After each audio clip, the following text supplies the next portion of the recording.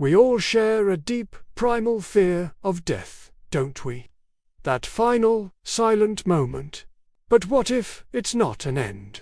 What if it's just a doorway to something else entirely?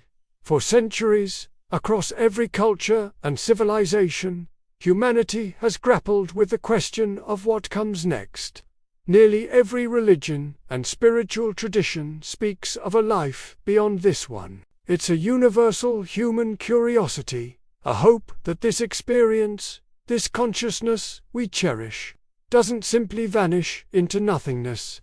While many traditions paint pictures of heavens, hells, or reincarnations, the Quran offers a particularly profound perspective. It describes death not as a termination, but as a transfer, a transition from one state of being to another. Imagine you're at a train station. You've been on a long, fascinating journey, but now it's time to change trains. The arrival at this station isn't the end of your travel. It's a necessary step to continue on to your next destination. This is how we can begin to understand the concept of death as a transfer. It's not a final stop, but a grand central station for the soul. The Quranic verse, "And to Allah belongs the heritage of the heavens and the earth," reminds us that everything we perceive as ours in this life is merely on loan. We are temporary custodians. Death is simply the moment we return that trust, our physical form, back to its source, while our essence, our soul, continues its journey. Let's delve deeper into this concept. The Quran states, "Do not say of those who are slain in the way of God that they are dead. No, they are alive, though you perceive it not." This is a powerful statement. It directly challenges our sensory perception of reality. We see a body that is no longer breathing, no longer moving, and we conclude that life has ceased. But this verse suggests that our perception is limited. It tells us that on a different plane of existence, one that we cannot currently perceive, they are very much alive. Think about it like this.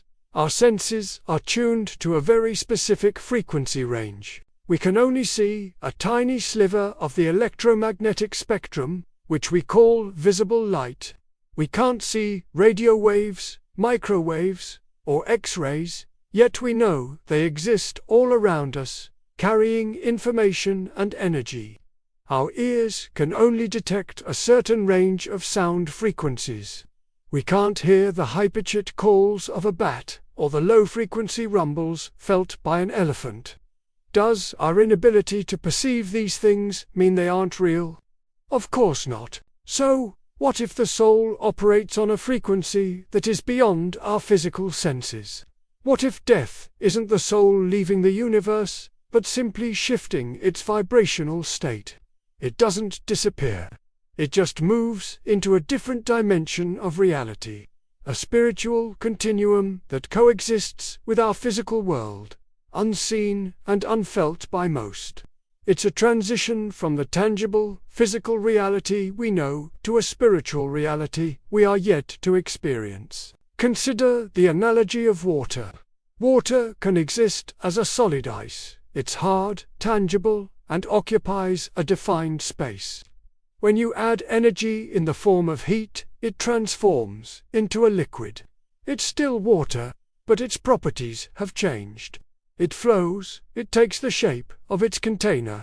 Add more energy, and it transforms again into vapor or steam.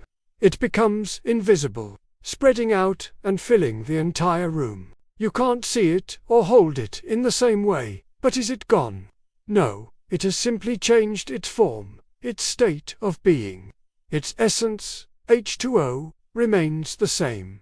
Perhaps the soul is like that. Our physical body is the ice solid, defined. Our life in this world is the liquid state. And death is the transition to vapor, spiritual form, freed from physical constraints, changed, but certainly not gone. This perspective shifts our entire understanding of what it means to be alive. The Quran says, and you will surely be tested in your possessions and in yourselves.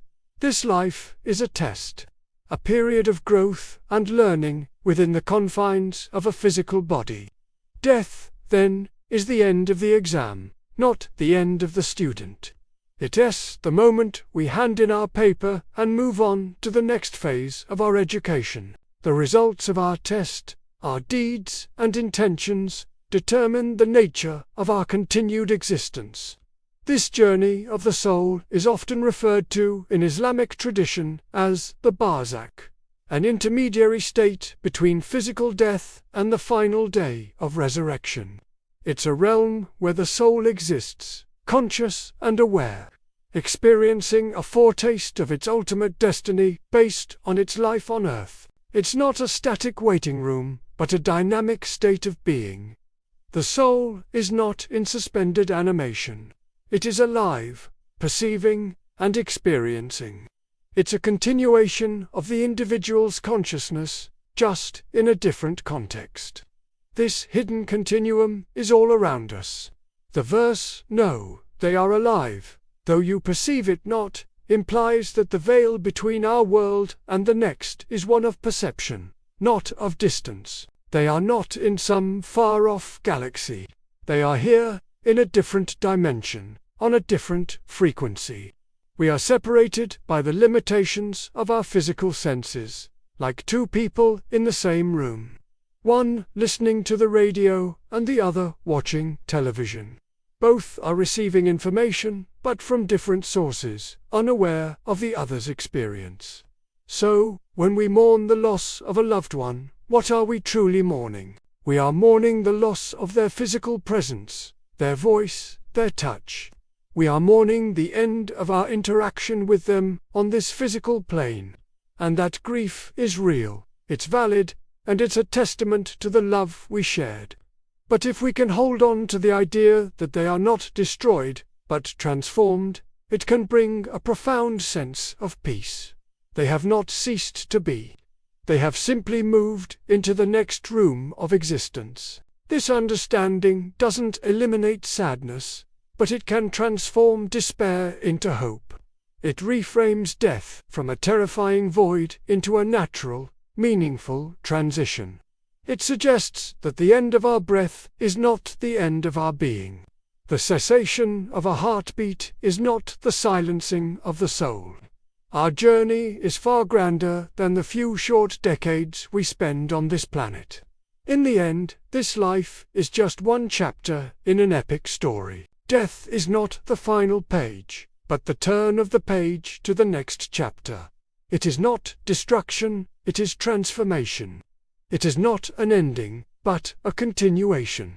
The soul, freed from its earthly vessel, continues its journey along a hidden continuum, alive and aware, on a frequency we just can't tune into.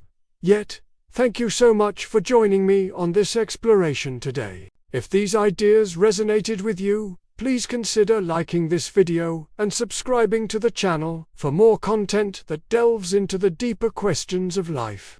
We'd love to have you as part of our community. Until next time, stay curious.